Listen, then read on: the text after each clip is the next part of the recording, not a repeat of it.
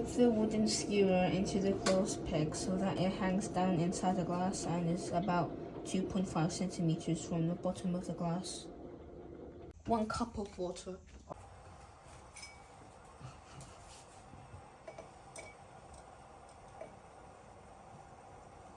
One quarter cup of sugar into the boiling water, stirring until it dissolves.